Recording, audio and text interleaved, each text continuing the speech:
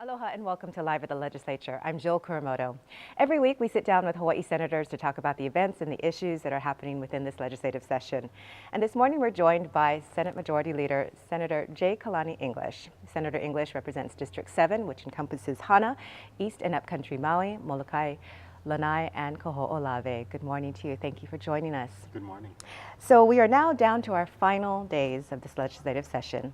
I'm curious to know, what are your takeaways from this session? Well, I think we've had a very good session. And I'll say an orderly session, a session where a lot of controversial bills got heard in a civil fashion. And we passed some really big bills. Our Choice, Our Care, Our Choice, which is the Death with Dignity bill. Yeah, and that's been around since the late 90s. And I remember we had very controversial hearings back then, all the way through now. And this time, remember the Senate passed it last year. We sent it to the House. The House chose not to pass it then.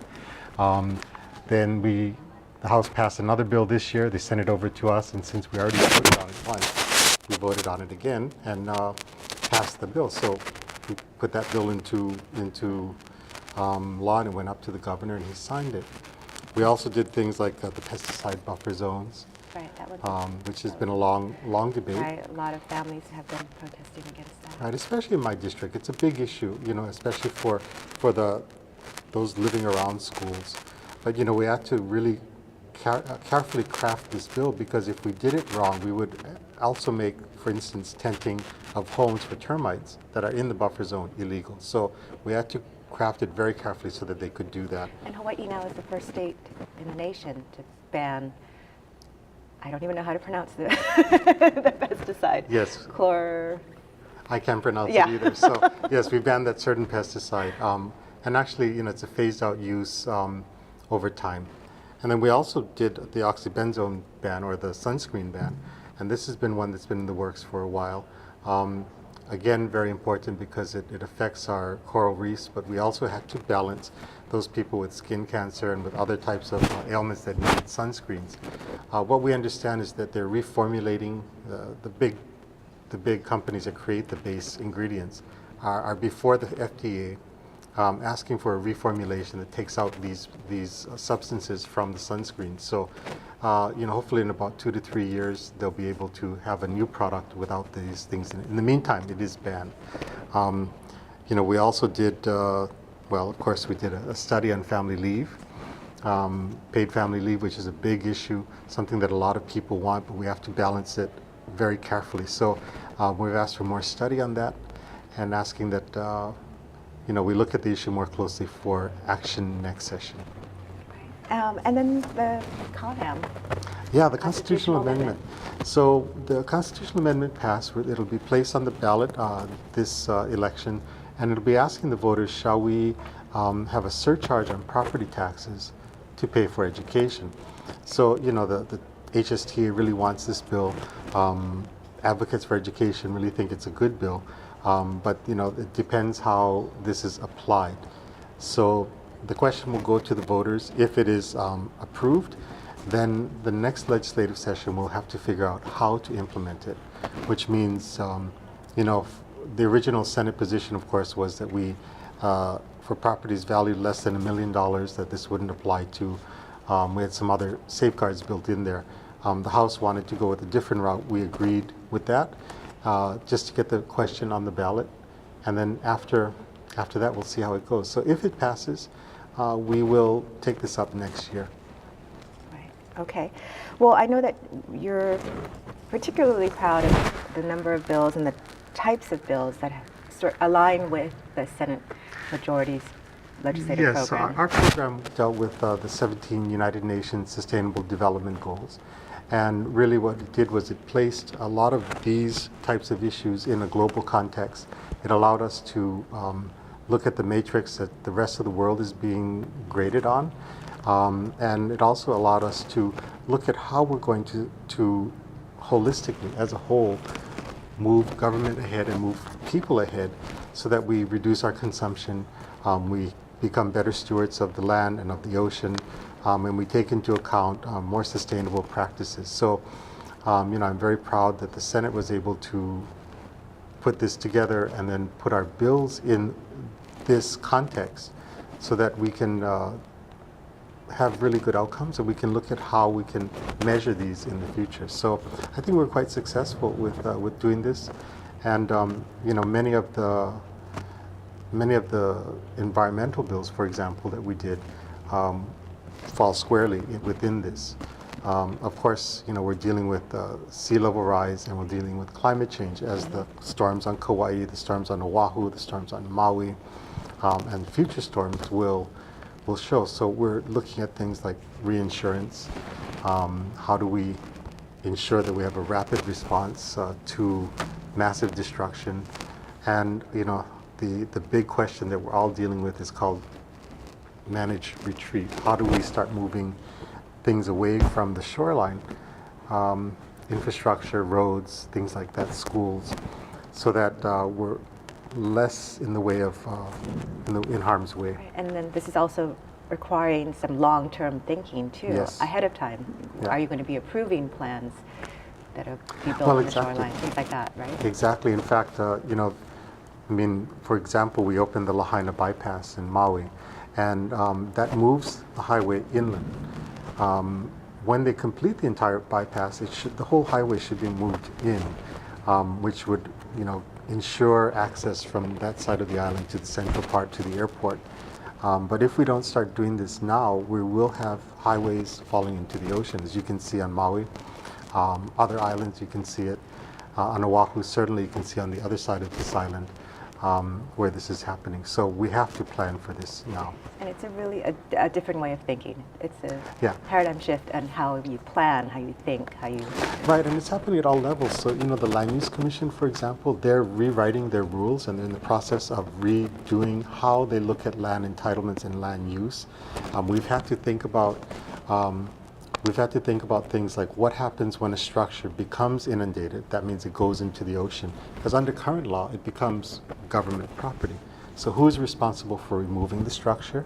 Who's responsible for the debris?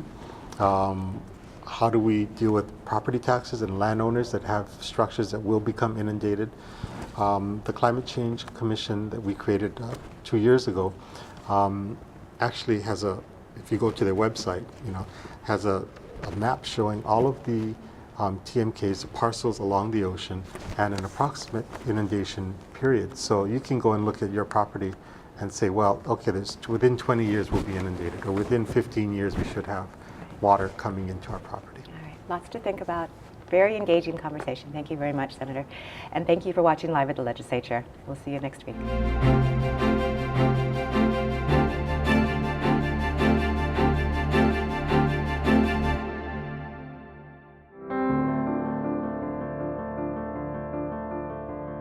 Live at the Legislature is a live half-hour weekly news program that focuses on the issues, legislation, and topics of importance emerging from this year's legislative session.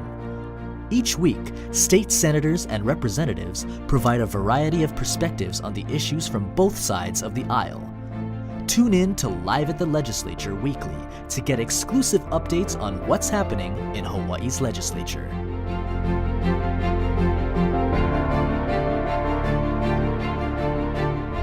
Do you know your legislators? Visit capital.hawaii.gov and enter your street name to find detailed information about your representatives and senators. From your district number to the committees and current bills your legislators have introduced, this is an easy way to stay up to date with what is happening in your community. If you're looking for detailed information concerning Hawaii State Senate and House hearings, please visit olelo.org/gov-archives. Videos are arranged by date, with the most recent at the top of the list.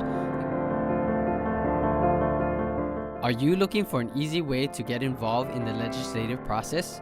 Stop by the Public Access Room located in Room 401 at the Hawaii State Capitol. The Public Access Room provides citizens of Hawaii's facilities, services, and equipment to enhance their ability to participate in the legislative process. The public is welcome to track and affect legislation pending before the Hawaii State Legislature.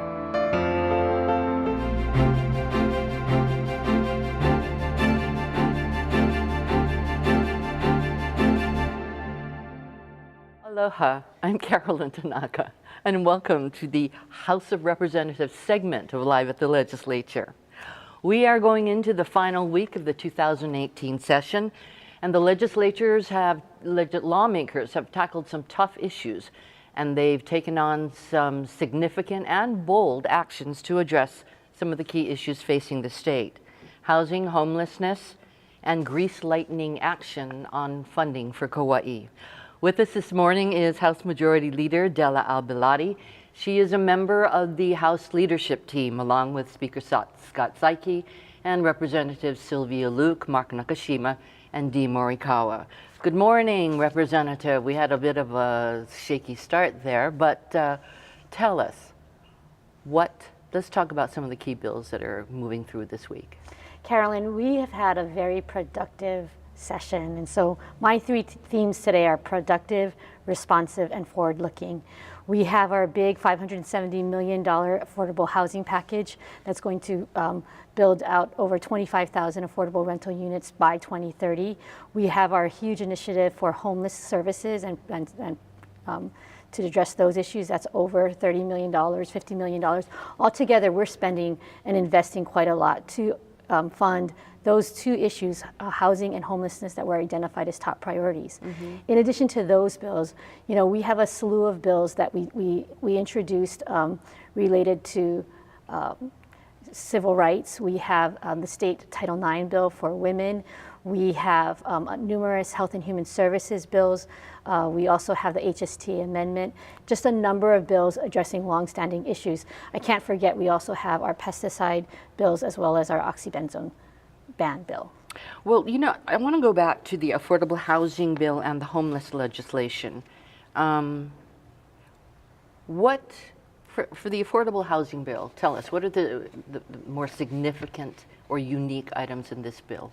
So there's a $200 million cash infusion into the Rental Housing Trust Fund to generate approximately 1,600 affordable rental units for families at or below 80% AMI. We also have GET exemptions for construction of affordable rental units for families at or below 140% AMI. So what we're really doing is we identified various areas on the housing spectrum in which to invest monies to ensure that development is going along all lines. We've done this before. What makes this one different? I think this is very different because, one, we clearly put in a huge cash infusion. Also, we were looking at other ways. It wasn't just those large bills. We also have bills for Front Street in Maui. We have tucked into our big bill, we have a $50,000 study to look at housing for those who are disabled and have higher functional needs. Mm-hmm. So we're really, I think we were wise and smart in how we deployed our resources, looking at the whole spectrum of affordable housing. And on the homeless front? Same thing, Carolyn. We put in $30 million for Ohana zones, giving the governor flexibility to identify what will work for their counties. But kind of not as well reported was the monies that we put in for the homeless emergency assessment pilot project, where we know that our emergency departments are ground zero for homeless and when the sweeps occur. We put in money for medical respite, which is another pilot project with the private sectors to find housing for those who are some of our most medically difficult. Once they go through the ER, where do they go? And that's another big piece of our homeless problem. So I think we were very smart in deploying various resources. One other program I would mention is the law enforcement assisted diversion. So again, it's dealing with the homeless population rather than putting them into jail, finding them the appropriate programs, whether it's substance abuse, mental health, counselors, finding them different ways to address the homeless problems in innovative ways. Well, I think there is no doubt that the lawmakers definitely took on the tough issues, and you met your goal of starting to address key issues that are affecting our state. What do you say to the voters out there who say, that's your job, what's the big deal? Why you never do them sooner? Well, I think what folks have to understand about the legislative process is that we come back every year. They're for short sessions, 60 legislative days, but we are tackling huge problems, complex problems that require us to do study and to look at what the proper solutions are. So I mentioned earlier that we were a forward-looking legislature. We have a number of big bills that also passed. Some people might have been disappointed with the paid family leave. Well, we took it very far this year, and now the step that we're taking is going to be to do a market analysis of what really will work for Hawaii. Another big area that some people might be disappointed in, but quite frankly, I'm not, is that we know cesspools are going to be a big problem. Again, we have a cesspool working group that's going to look at what are the appropriate solutions, both is there better technology and innovation, and then what's going to work for the various islands. We know that upcountry Maui is very different from Waimanalo or Kaneohe on the island of Oahu. One final kind of other forward-looking thing is our carbon sequestration working group. We know that carbon offsets, carbon taxes are going to be something that we need to look at. Again, we made that working group a permanent working group because it's going to take us a while to identify the long-term solutions for these complex problems. I think one of the good examples of you cannot do everything in a session is the way the House and the Senate took on the Death with Dignity bill. You didn't pass it the first time, but we came back, and that's one where we were, I think, very productive. It's been a long-standing issue. We studied it over the interim. We took in a lot of stakeholder input. We looked at best practices across the nation, and I believe that we have the very best bill in the nation at the moment. And so that's how we have been both productive, responsive, and forward-looking. I want to we've got about a minute and 2 seconds left. I want a quick thing on the constitutional amendment for education funding. Critics have said that this is just a tax increase. Can you explain what the Con-Am is? I think the Con-Am is the opportunity for the public to weigh in on whether or not we should add a surcharge on investment real property. That's a fundamental question that that we've struggled with here in the legislature, and it takes on many permutations. But that fundamental question of whether or not investment properties should be taxed for education is something that should be before the voters. And so it will be up for the voters to decide. It will be for the voters to decide. Thank you. Thank you, Della, for being with us this morning. And thank you for being with us here. Unfortunately for me, because I got to get up early, we will be back next week for Live at the Legislature. Aloha.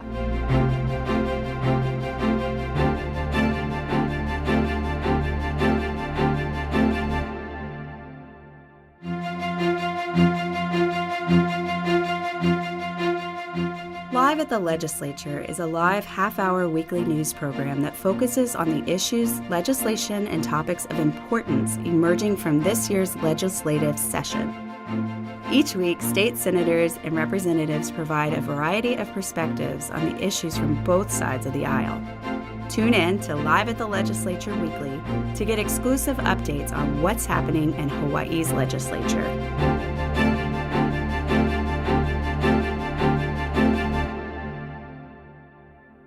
Are you looking for an easy way to get involved in the legislative process? Stop by the Public Access Room located in Room 401 at the Hawaii State Capitol. The Public Access Room provides citizens of Hawaii's facilities, services, and equipment to enhance their ability to participate in the legislative process. The public is welcome to track and affect legislation pending before the Hawaii State Legislature.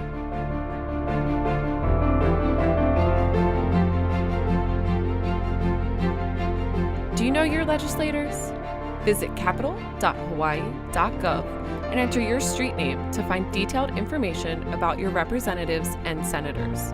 From your district number to the committees and current bills your legislators have introduced, this is an easy way to stay up to date with what is happening in your community. If you're looking for detailed information concerning Hawaii's state Senate and House hearings, please visit olelo.org/gov archives. Videos are arranged by date, with the most recent at the top of the list.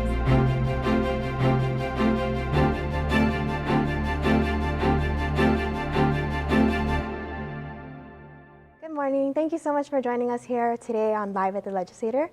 My name is Mika Briot, and today I'm joined with House Representative Andrea Tupola, who is the district rep for District 43, and she's also the minority leader. Good morning. Good morning. How are you? Good. How are you? Good. Okay, so last time we were on the show, you talked about your ukulele bash. How'd it go? It was great. So the Ukulele Bash was our second annual. It was on April 20th at Ko'olina, the Fourth Lagoon. We definitely want to thank Ko'olina for being a partner in this community activity. For a lot of West Side students that actually have never gotten the chance to just come together for an ukulele festival. We have an ukulele festival in Waikiki, as you know, at Kapi'olani. We'd had it at the Shell, but we've never had something on the west side. So this year was the second annual. There was over 300 children there. We gave away ukuleles. There was actually young performers that got to participate, as well as a lot of ukulele builders and experts. So we wanted the kids to see both sides, how to create the instrument as well as how to play it. And then a lot of them got to see some really, I think, stars in the up-and-coming ukulele world. I don't know if you know Honoka and Azita as well as Carly G, but two of those girls are actually still in high school, and they are just creating waves across the whole map with the ukulele. So I really wanted to inspire the kids to be able to take part in arts and do something as a legislator to really encourage more arts in the education system. That's so awesome. Oh my gosh, it's so exciting. I love music, like you, music teacher. So HB 1401 is headed to the governor's desk, and that's the bill relating to mail by voting pilot project. What do you think about it? So it is a pilot program. It's set to be only done in the county of Kauai, so it's any counties with underneath 100,000 residents, which would be that county. It's set to start in 2020. And so if you read through the bill, there's a lot of different things that it says about making sure that there's multiple drop points for it, that people will have accessibility 10 days before the actual election. So one of the parts of the preamble had stated that there are more people coming out to vote prior to election day, and so they wanted to pilot out and see if this was actually the case, where if we had all mail-in voting, would people be taking advantage of that? Is that a good way to go? So I think it's better than just jumping in and going into a statewide mandate. It's actually a pilot that needs to be evaluated after 2020 to see how many issues they had, whether or not the polling stations were actually workable, whether people knew what the new system was going to be. So I think for anything that we do in the state, it has to have a pilot so that we can actually give people some feedback and know-how about if a mandate was to come or if a law was to be passed about mail-in voting, that there would be some substantial amount of information that we could use as a research base to justify going in a different direction with the elections. Yeah, I personally vote by mail. It's just so much more convenient. The Office of Elections actually estimated a cost savings of $750,000. What are we going to do with that money? Well, I definitely think in the Office of Elections, you know, we've seen some election cycles where they ran out of ballots. We've seen some elections where certain polling locations had huge issues. So I'm hoping that we actually just take a new direction with the Office of Elections, try to clean it out, get a little bit more efficient, get into the 21st century and start to take advantage of things that, you know, might save us money, but also might help to make things more efficient. Right. Efficiency is awesome. So one of your resos, HR 110, and then the House concurrent reso, HR 160, actually passed on both sides, the House and the Senate, unanimously. What was your intent behind that resolution? So these resolutions deal with utilizing the correct Hawaiian names for places, valleys, on maps, on any education or state printed material, but also the correct spelling of it using kahakos and okinas. And so the intent of this was to really encourage that Hawaiian is the official language with English in the state of Hawaii, and making sure that we actually call these places by their correct names. I mean, have you ever heard of Mokoli'i? Do you know where that is? Have you swam out there, or have you gone out to the lookout at Pu'uwalaka'a? Or if you've ever been to Keawa'ula, which these are all words that people don't know because we use other names for it. And so we really want to see the correct names used for these places because there's a history behind it. Because when people learn the history behind these places, they are going to become more connected to this place that we call home, that we call Hawaii, and we need to take this more seriously, that this is an official language, that it is the home culture of our state, and that we should acknowledge it as such. I don't know where those places are, but I'm pretty sure I've been to them. So what's ahead this week for as session's coming to a close? Well, today we are having all-day caucus so we can discuss, I believe, 118 bills that are going to be voted on tomorrow. Any bills that came through conference committee, which actually started out with 548 bills. We had the past 2 weeks to kind of look at it, to determine if we're going with the House or the Senate version of it, and that's what we'll be voting on tomorrow. Then we have a recess, and then Thursday, the legislature closes up. Thursday, wow. Gosh, it seems like it flew by since January, huh? It's very quick, yes. Okay, so let's close with a happy thought. What was your favorite moment about this past legislative session? Well, I definitely think that, making sure that I was able to pass a resolution that had to do with the Hawaiian culture was important because the governor has stated that this is the year of the Hawaiian. And so a lot of people don't want to see a declaration of the year of the Hawaiian without some substantial differences made so that the people of Hawaii feel like there is some change in the way that we look at the culture, the language. We want to make sure that the judiciary branch as well as other arms of the government acknowledge that there should be interpreters for the Hawaiian language. So I think that for me was a high. They have the Hawaiian Immersion Day. There was a lot of schools that came through Punana Leo. We had kaya punis across the state. So I love when students come out, and I love speaking to them and hearing their questions about, what a legislator does, which for me is public service. Yeah, public service is super awesome. So tell us about what you guys are doing after session. Well, definitely for me, I have a lot of things going on in the district. We have a cleanup coming up. As you know, I regularly make sure to address illegal dumping, abandoned cars, which I know that there was a bill that passed through for abandoned cars, but it still is going to take people to actually get down to the road and make it happen. A bill doesn't just make all of the cars get off the road. You got to really call those agencies, call those tow companies, get all the wheels moving, literally get them moving off the street. And so cleanups, we have emergency preparedness fair on August 18th, which I host every year for my community. We have a town hall coming up to update the community on the Maili contamination that happened with the U.S. Coast Guard. We have a few more town halls that we have to get through. We have the back to school bash where we have Nanakuli Elementary get their enrollment done so that their school year starts off with the right number and the right amount of teachers. So lots of exciting stuff, definitely community minded, making sure that we still are listening to the concerns of our community and addressing it even after the legislative session is over. That's so awesome, keeping yourself busy. Well, that's all we have for today, folks. Thank you so much for joining us. Have a great day. Aloha.